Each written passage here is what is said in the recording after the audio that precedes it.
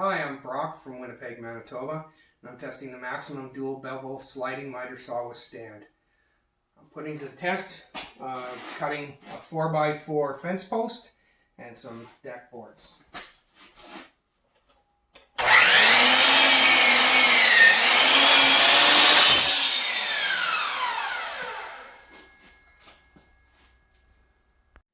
I would recommend the maximum dual-bevel sliding miter saw with stand to family and friends.